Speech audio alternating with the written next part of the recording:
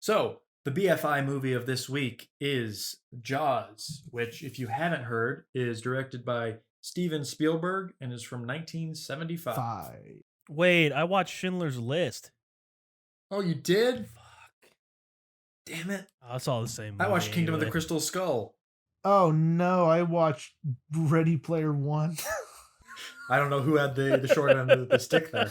Me. Yeah, who watched the worst movie there? I think they. Oh no, I watched Jack, directed by Sofia Coppola, by Francis Ford Coppola, starring Robin Williams. What are you Wait, even we're doing the talking about, BFI dude? films list? I thought we were doing the BFI cinema list. I watched Gooby.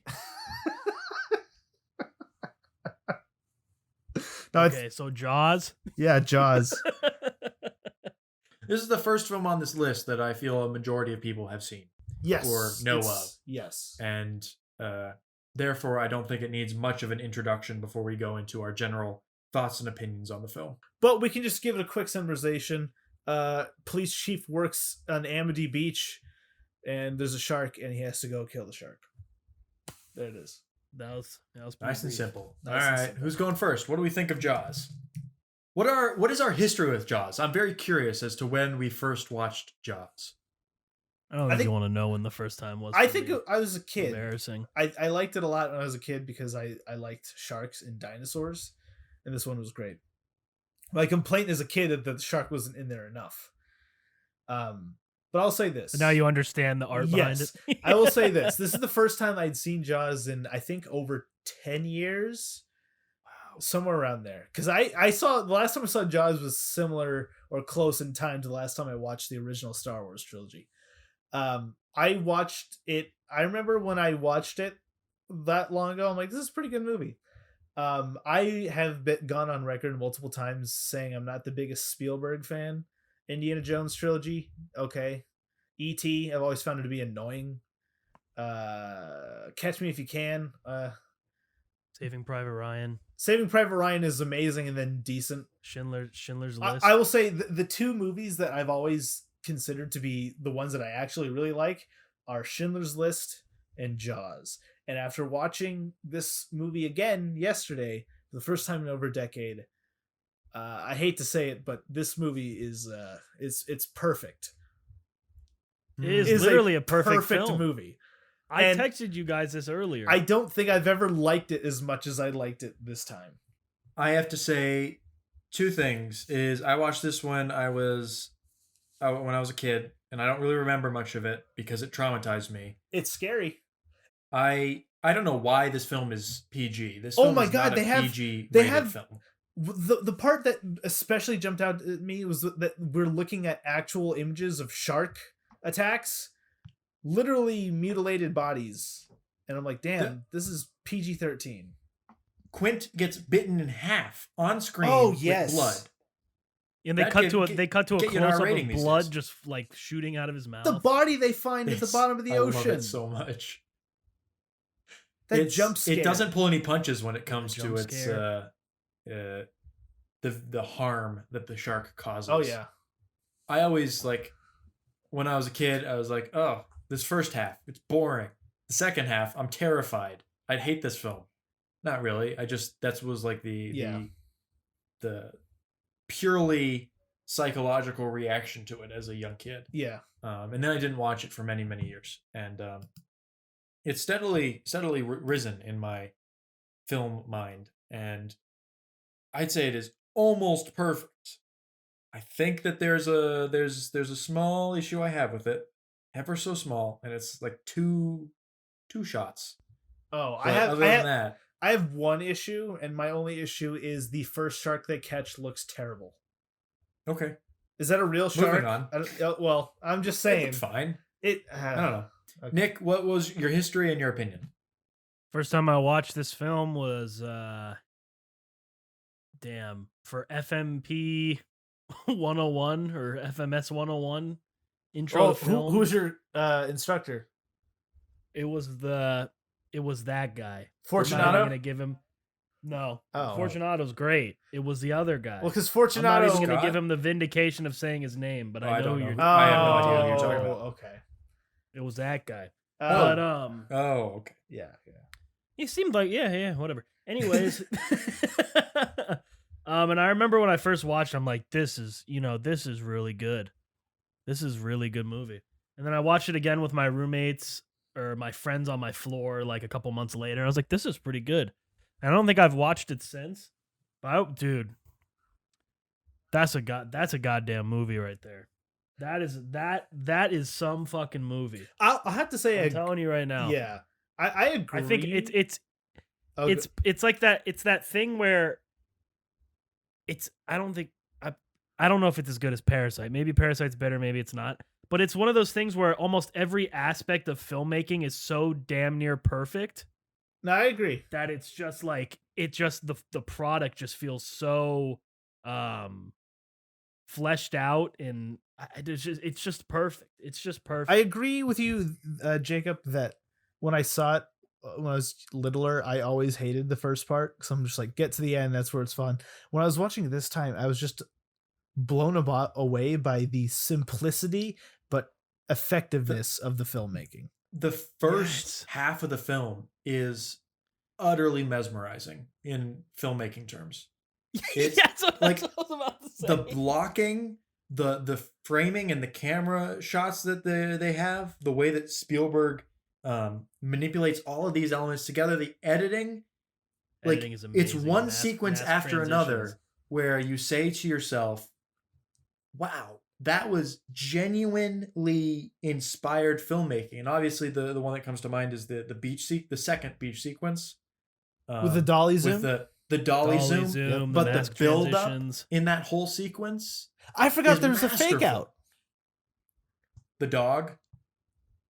Well, the dog dies too, but never see the dog again. In that sequence. Oh, the dog goes first. That raises the tension.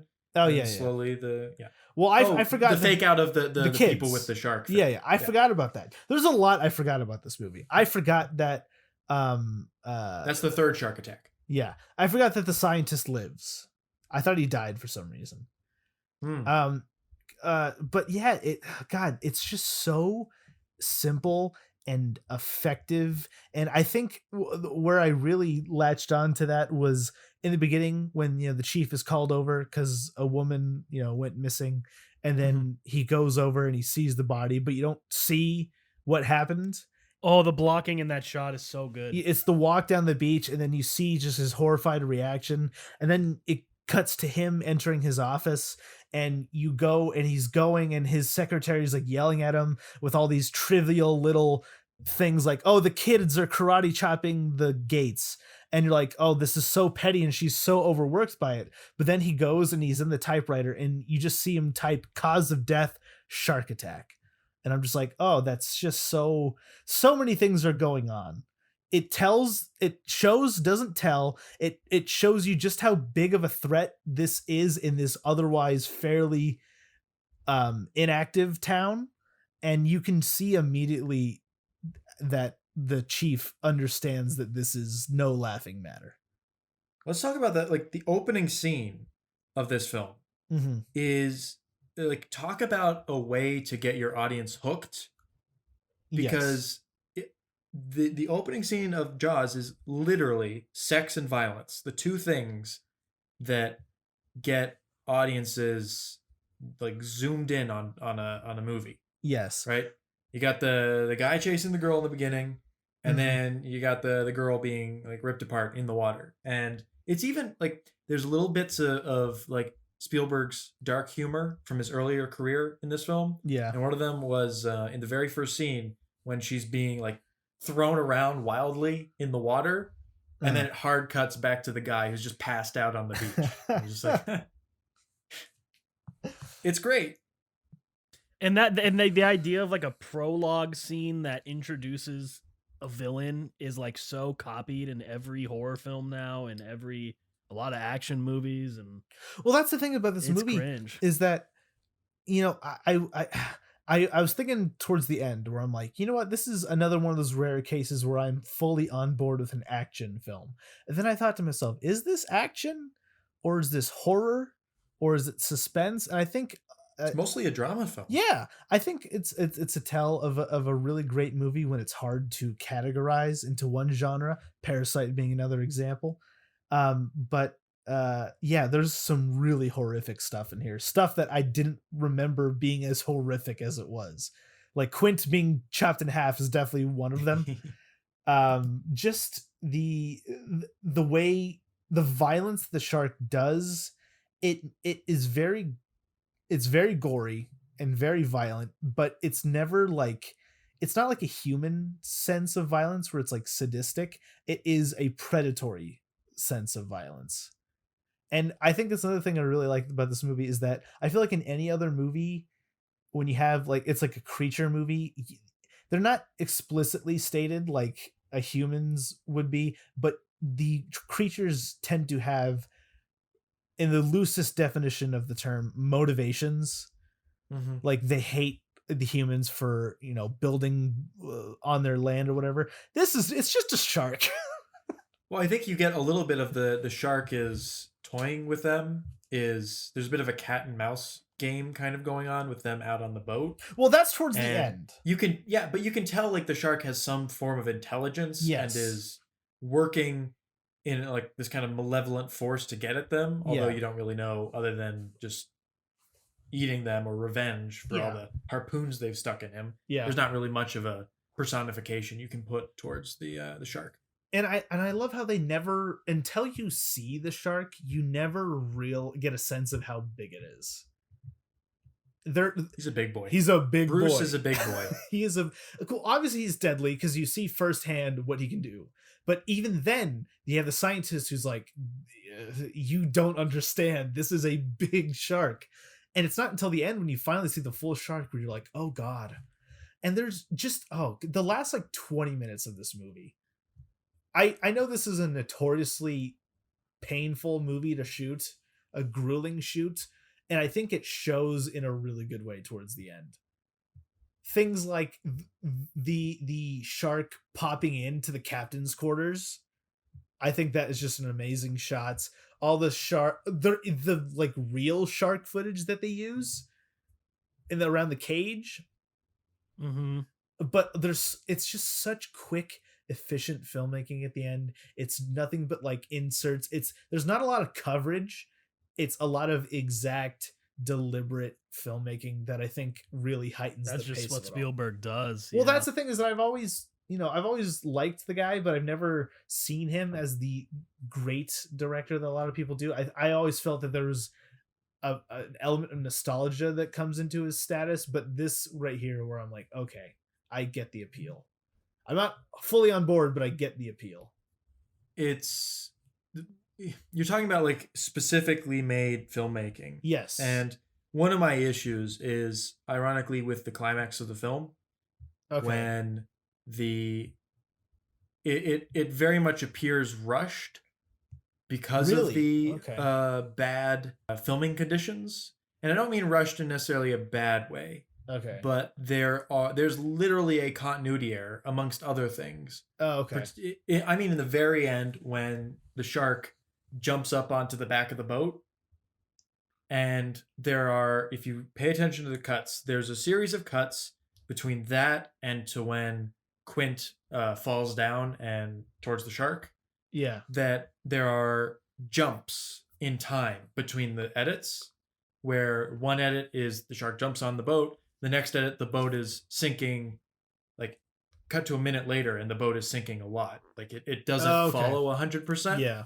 And there's even a shot when Quint is falling and you can see Brody's legs. And the next time we see Brody, he's all the way up in the cabin. Yeah. So that's literally the only time I noticed where like the filmmaking was like a little, and that's mostly because I think the filmmaking shoot got very rushed at the end and was hard when they're on the boat. So it's not excusable, and I don't think most people would notice it. But I noticed that there were some jumps in that, like 30 seconds of filmmaking there, and that's the only thing I really have to say in terms of a. Well, then as far as negative, as far as story and pacing goes, I think it's pretty much perfect. Oh, well, yes. In terms of like that's like the micro Yeah, of building that yeah. specific moment, but the Yeah. macro of the film works 100% all the way through. And another part is the performances are amazing.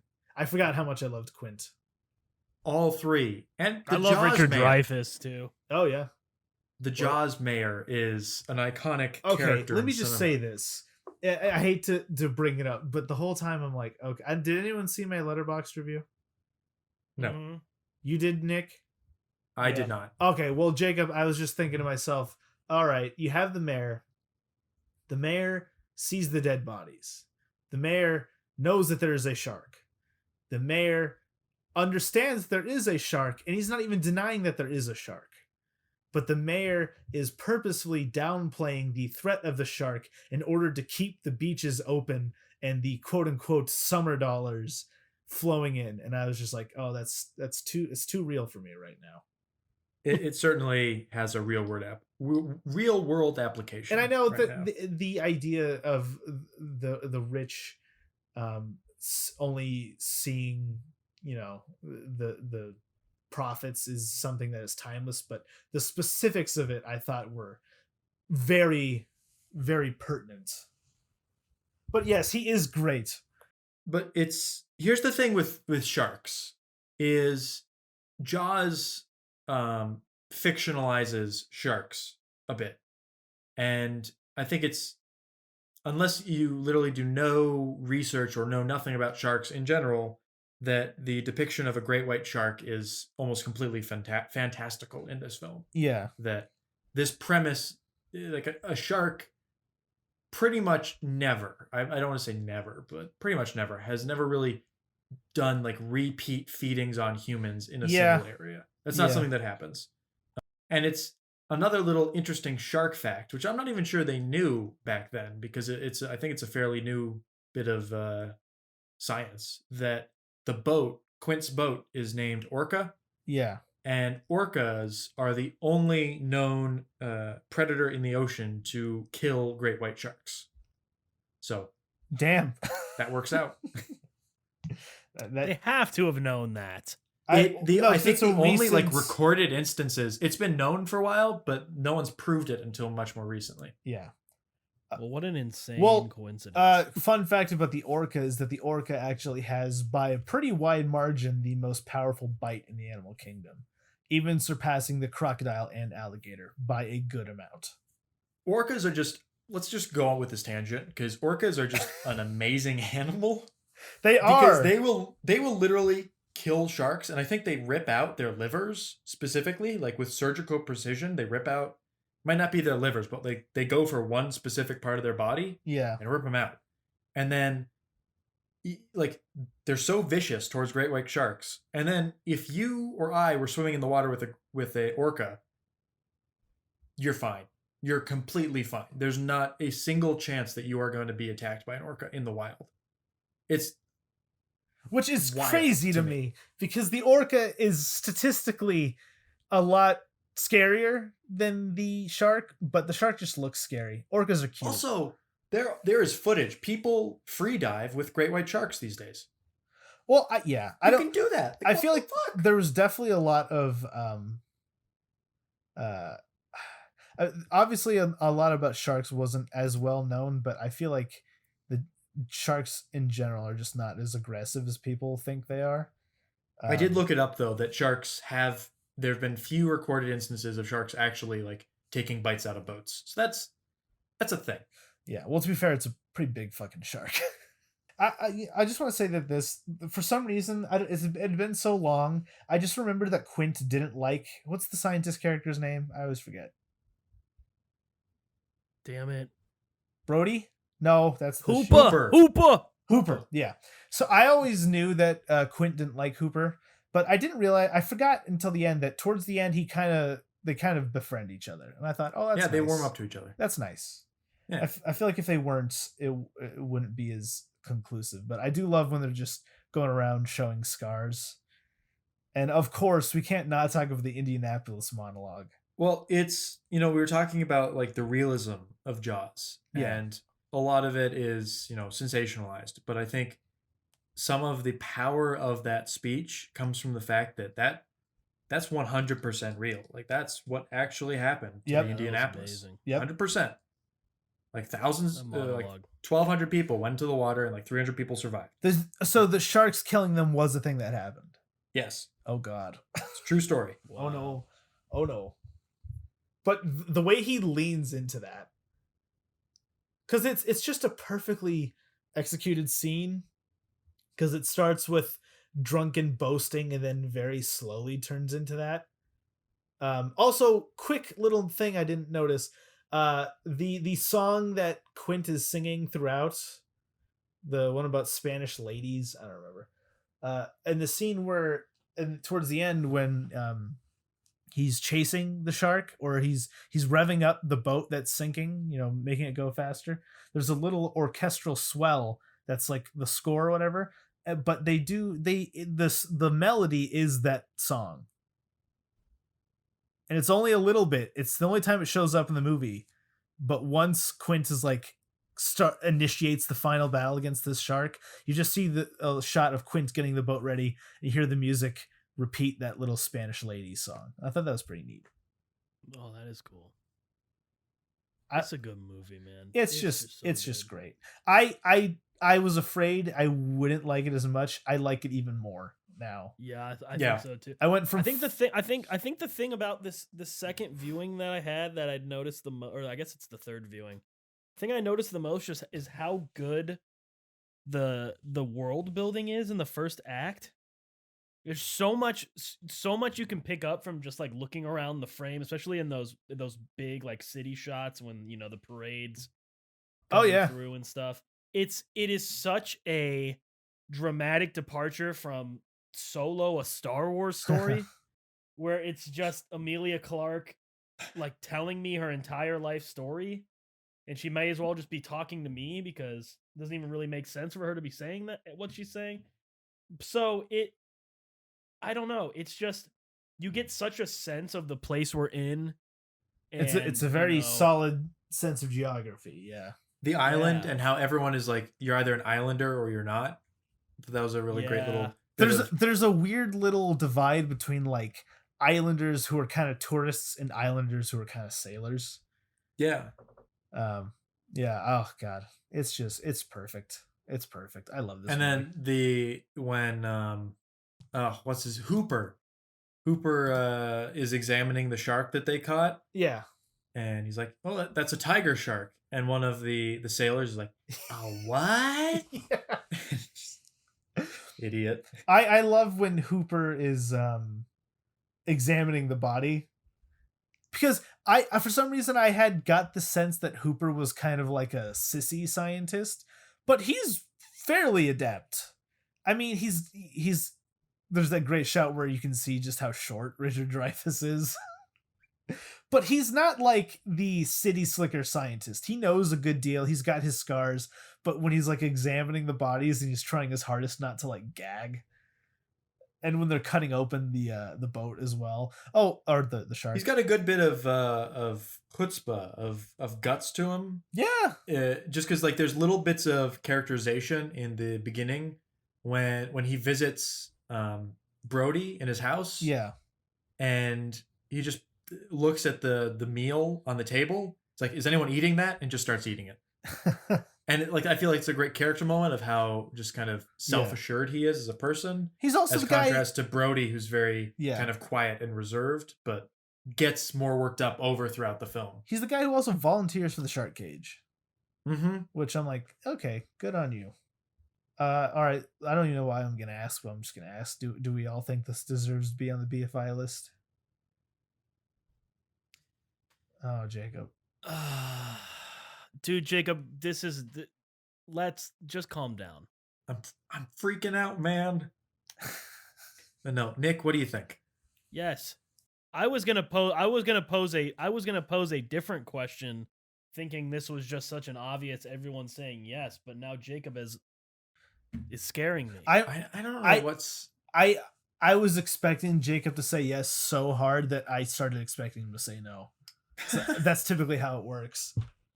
So there's two shots I love in the film. One is there's a split diopter shot. Oh, a Which- lot of split diopters in this. For anyone who doesn't know, it's when the foreground and the background are both in focus, and they Mhm. use special It's filter. a lot harder to do the back camera. then. Yeah. Yeah, and it's one of the more. I watched the Untouchables, which forgot who The that, gangster who's that movie? by. Yeah, by Scarface director Brian De Palma. Yeah. Right. There's some split diopter shot. There's quite a few split diopter shots in that film, and they're very obvious.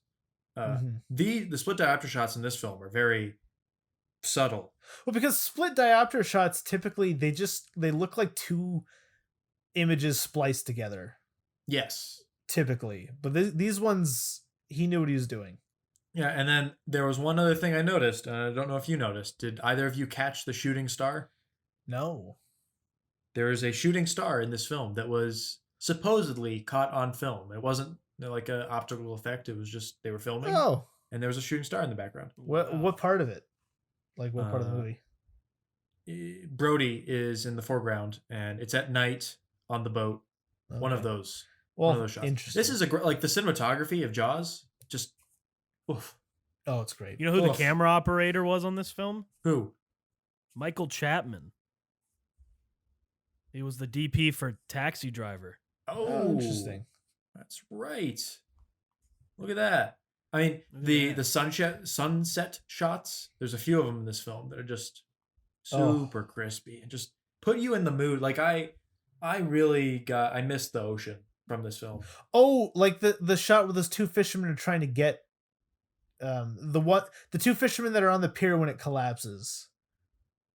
Yeah, Yeah, those that- are some of the Just lesser. go home now. Is that early in the morning or late? That is at night? earlier in the film. Okay, Yeah. yeah. But they're on the boat. There's a time when Quint is at the bow of the boat, just Mhm. standing there, and there's just shots of the sky in the background of him, and it put me in the mood to go to the ocean. Oh, yeah. I would love to take a trip just out. It's interesting. When I was a kid, I was just terrified of the shark, and now I'm like I'll hop into the ocean right after watching Jaws. Oh, yeah. I'm like Brody. I find a new love for the ocean at the Yeah. end of it. So no, this 100%. Okay. This is one of the best movies ever made. It really is, and I'm gonna say Okay, a thank resounding God. yes. I was definitely. okay. So then I'll pose my actual question just because it's so easy. Is this the best Spielberg movie? Yes. No. Oh. Oh, who said? Do you think it's Schindler's List? I- Jacob? Oh. I Who think said no? Who said No, it was no? Jacob. I It was said Jacob. no. He said no. Oh, okay. Go ahead. I'm sorry. I think Spielberg's best film is Schindler's List, and I think this is an extremely close second. Okay, so yeah. I Schindler's List is my extremely close second. Those two movies are the only ones I give like a solid 5 to. I bumped it up because Jaws for me before was 4, now it's 5. But those two are the two where I'm like, okay, I get the hype behind this Steven guy. Yeah, Schindler's List and that are like on the same level for me. It's hard to pick one of them, honestly. No, yeah, that's where I'm at. I'm just Yeah. if I What just about think Raiders? of Schindler's List as having more thematic weight to it. It does. And Raiders is up there. I mean, it's not Yeah. not one of these two, but Raiders is a perfect film. Yeah, okay. Raiders is an amazing film. Yeah. I would definitely say it's third or fourth probably. I got to think of more Spielberg movies. I know a lot of people love Berlin. I don't think anyone's claiming that's one of his Yeah. all-time best though. That's true. E.T. is pretty good. A lot of people love BFG. I heard. Jurassic Park is pretty good. Yeah, Jurassic Park. That's pretty good. Oh, You know, God, Ready no. Player One.